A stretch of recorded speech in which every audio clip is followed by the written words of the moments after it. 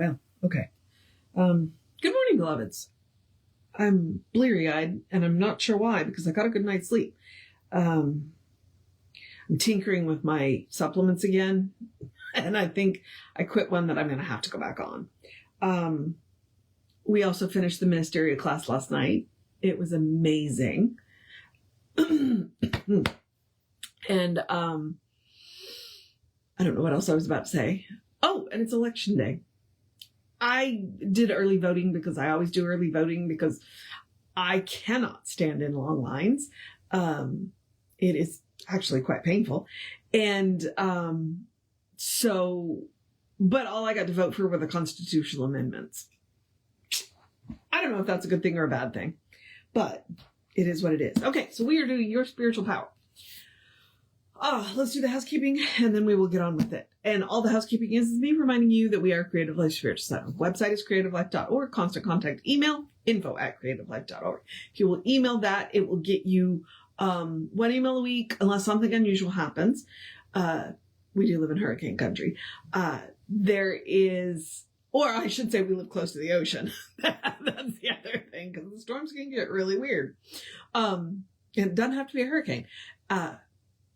It tells you what's going on for the week and the month. The hot links are hot, so click here now means it. And it is a blind CC, meaning nobody's going to see your email. You won't end up on anybody else's email list because of us. So it is worth doing. I also mentioned the social media merely from the standpoint of we do not monetize the social media.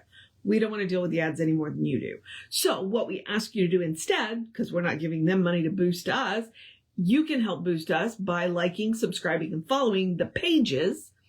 And then engaging with the individual posts. So reacting to the post, commenting on the post, sharing the post. We would appreciate it. It bumps us in the algorithms. More people see our stuff, which is the goal, right? Okay. All right. That being said, what we are doing is your spiritual power. Now, your spiritual power is a collection. This is a library of some of Ernest Holmes' rarer stuff that you might not find anywhere else. We happen to be doing Discover a Richer Life, which turns out is a collection of, a put together collection of Ernest Science of Mind magazine articles. It's been really interesting. I know I've never read it before. And we're in Discover a place that I cannot remember the name of the section that we're in. Discover your place in life. And we've got an interesting title today of Stars, Atoms, and People. It says men, but you know me, I gender neutral things. Because I get tired of talking about men all the time. And I'm not going to just change it to women because that's just pointless. Defeats the purpose. So, I gender neutral it and Stars, Atoms, and People. Recognize your importance. This is where he's going to tell us that we're made in stars, which is true because the iron in our blood, the only place that you can make that is in the heart of a star. So, all right, stars, atom, and people, recognize your importance. It is one of the Greek philosophers, or it was one of the Greek philosophers who said everything was made of atoms. More than 2,000 years ago, long before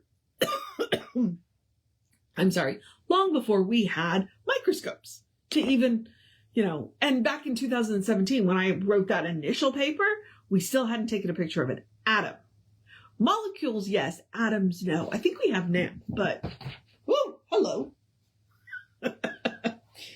Dante just hit the couch with speed. So now we say atoms are made up of positive and negative charges of electricity, pure energy. I don't know that Ernest ever heard about photons. So, because it keeps quarks and photons are even smaller. No one has seen them, but out of that which we do not see emerges that which we do see. The biggest thing in the universe is just made up of the littlest things.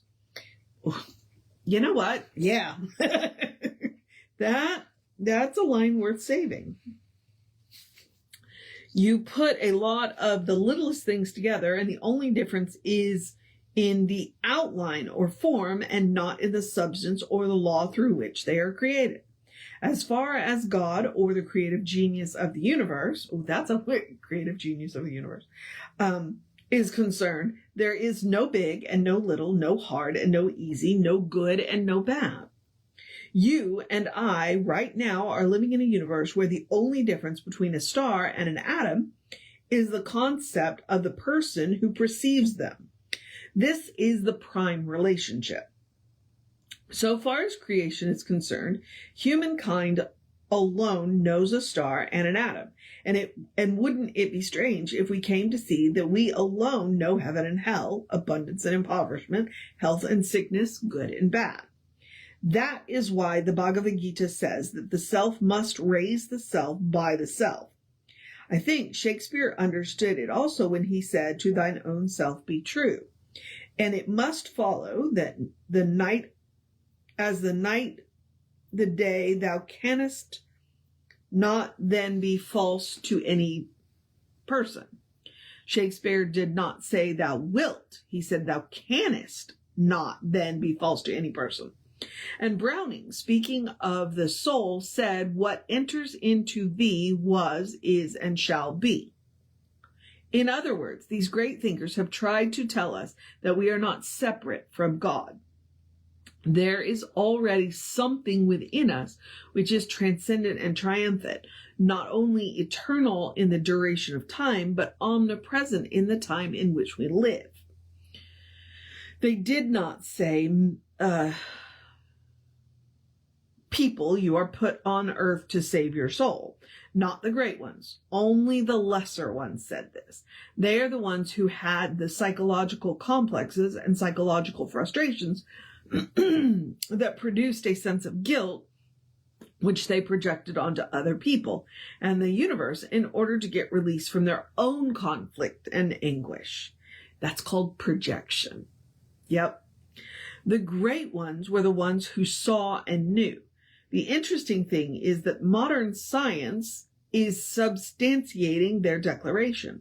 Modern physics is almost metaphysics. We're talking about quantum physics here. One of the leading authorities in science said the new interpretation of physics makes it look as though everything in the universe is like a shadow cast by an invisible substance. Well, that's interesting.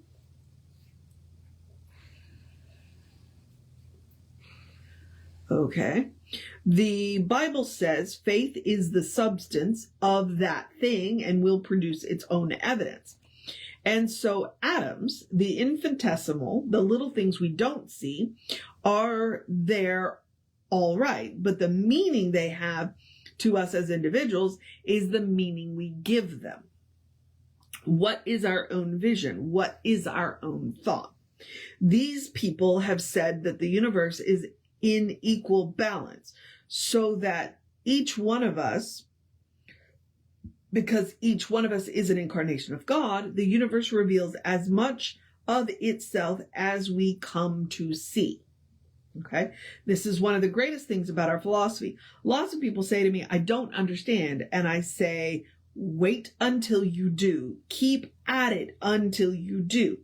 It is not a spiritual grab bag, but it is nice if you have a stomach ache to get it over. Nice if you have a big headache to get it removed. Nice if you need money to get it. I believe in all of these things, but how much better would it be if we saw behind it all to the source? I would rather know that I shall always be happy, which I generally am, that I shall always live, which I know I shall somewhere. I would rather know and be certain that I am in league with that which is both big and little and doesn't know the difference, which is merely an expression of itself. That laugh of a child, that the laugh of a child is equal to the building of a kingdom. That the crooning of a mother's love over the babe at her breast is no different from the eternal heart of the universe surrendering everything it has to the affection it has in the affection of its own self-givingness, that it may more completely come into the expression of its own love. Okay. That was yeah. Okay. All All the art and science of the human mind cannot deter or vary temporarily its own evolution. Or very temporarily its own evolution. What? Okay. Let us not be afraid. Let's dare to face things as they are and not shun reality, which someday, sooner or later, we will have to face. For we will never be saved from the stupidity of our own ignorance until we do. We are slaves bound by the chain of our own littleness. Well, that's... We are infinite beings restricting ourselves to the finite sense of things. This the great have known. Ignorance traps us mathematically, and we have to free ourselves from the thraldom of the thought of something is big or little, infinite or finite, until at last we see there is one God over all, in all, through all. And shall it not clothe itself in garments of life that we call big and seem to be obscure in what we call little? Is there more life in an elephant than there is in a flea because the elephant is bigger?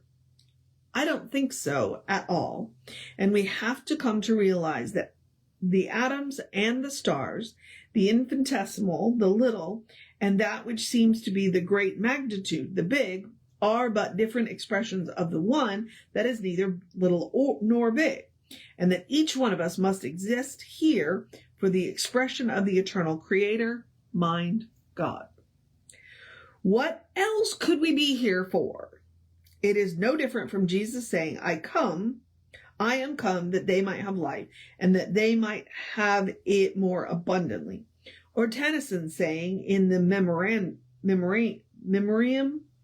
strong child of God, immortal love, whom we that have not seen the face, by faith and faith alone embrace, believing where we cannot prove one God, one love, one element, and one far off divine event to which the whole creation moves.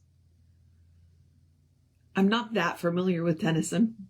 So, this is the perception of a poet who feels, by intuition, the irresistible reality that clothes itself in every form, sings with every song, writes every poem, creates every invention, and enjoys itself through our acts. I believe this. Well, Ernest believes this. Ernest said, I believe this. I also believe this, but, our ignorance creates our limitation of the infinite's flow in us. And our willful ignorance keeps us there. Why else would Jesus say it is done unto us as we believe? We are measurer outer. Psychosomatic medicine is proving in its field that the very power that makes us sick can heal us. But we view ourselves so finitely, so isolated, so separated, we do not seem to know that the power of the infinite flows through that which is big and little. That the creative imagination of the infinite is over all, in all, and through all, and that energy and mass, or invisible and visible, have equality and are interchangeable, which I believe was the argument of Einstein. So clearly Ernest knew who Einstein was. In one sense, the stars are not big. The atoms are not little, because fundamentally they can be resolved into the same primary essence or energy. One is made up of a lot of the others. Who can say there is any great and small to the soul that maketh it all? It is absolutely impossible. Neither can we say one person has or possesses more power than another. One person may use more power than another, but we all use the same power. One person does not have greater joy than another. They may experience greater joy. Each person has all the joy there is. If we could see that, if we could see this, we could see that the relationship between the finite and the infinite is one of identity. Each one of us is one with it, and as much of it as they incorporate in their own consciousness shall flow through them as power, as love, as joy. Blah. One of identity. Blah. That's the phrase I'm after there. Okay. Then, if we find ourselves in bondage and through ignorance, we have created for ourselves a pattern of futility and a future of condemnation, we have to know that there is no condemnation, no judgment, and no restriction imposed upon us by the eternal presence. In other words, we're doing it to ourselves. God is not doing it to us. We are doing it to ourselves. The eternal is not static in the temporal. The infinite is not bound by the finite, nor is God restricted by people. The slightest act or thought of ours, like the atom, can be multiplied into an aggregate of great multitude. The bigness or littleness, the goodness or badness of our experience is equal to the invisible pattern we have created for it through the process of our own thought. They are the same thing. And he says that, not me. They're the same thing. That is the last line in that. In other words, basically we are creating the pattern that we suffer from. And if we would like to stop suffering from it, we change the pattern. Now, yes, don't come for me by saying, well, what about? Because yes, I understand that when I say we create the patterns, I'm also talking about human relationships. You know, the patterns that we suffer from, we have a part in creating, and we are in relationship with other people who are creating these patterns, and these patterns kind of clash, and then messiness happens. But you can't fix somebody else. The only person you can fix is you. You can't fix me. I can't fix you. The only person I can fix is me. That's one of the things about Science of Mind. We're accused of being, fairly self-centered because we always talk about doing our own work. Okay, but the only person I can fix is me. Now, if I fix me, if I heal me, then I become a safe presence in the world. I become a healing presence in the world. People are safe in my presence and find then that they can do their own healing work. That is how I help heal the world. By healing myself, by becoming a safe and healing presence in the world, people can heal themselves in my presence. I am not getting in the way of their healing, and I am helping by being healed. Okay? That's how this works. And the more of us that do that kind of work, we do our own work, we become less impediments to the world and more healing presences to the world. That's how so when we work on ourselves, that's cosmic work, baby. That's cosmic work. That's what he's talking about. We have to work on ourselves because the only person we can fix is ourselves. It doesn't mean we can't help and support other people, but we can't fix them. We can't fix them. All we can do is hold them in the light, know that they are a choice, and shine our light on their path so they know where to put their feet. But we can't put their feet on the path for them. So do your own work. Become that healing presence. Become that healed presence. Because when you are healed, you become healing. That's the way it works. All right. Yeah, I wonder what Ernest would do with photons and quarks. And I wonder if we will find something smaller than a photon. I don't know. Quantum physics is interesting and mind-blowing at the same time. All right. I'm going to wrap this up now and encourage you to have a great day, a wondrous day, a fantastic day, a magical day, an enchanted day, a wonderful day, an awesome day, an amazing day, a take care of yourself day, a take care of your business day, a cuddle your fur babies day, yeah, I want to open the windows and then I have allergies. And so I'm enjoying the cooler weather, but then I'm also going, yeah, so I'm like, the afternoons are really nice though. So make sure you get some time in the sunshine today. Yeah, get some direct sunlight today. Just a little bit. I'm fair skinned. I get it. Just a little bit. Wow, I just got myself off track day. Do what you gotta do day. Do something just for yourself day. Do something fun for somebody else day. You know what to do. And you will always know what to do because you know that you can go to the source of your own being day. A good day, and if that is too much pressure, simply have a day. You are enough, just as you are. You are a beloved expression of the divine. You are spirit in motion, God in action, a brilliant light, a divine spark, a beautiful masterpiece, and a work in progress at the same time, at your own pace. And as Reverend Jesse likes to call us, you are a godling. Explore the truth of your own being. Get to know who the divine knows you to be. The divine knows you to be good. And from there, anything is possible. All right, beloved. Reverend David should be on around 5 p.m. with you. I will be back with you around 9-ish tomorrow. Take care of yourself. Know that you are loved, and I will see you next time.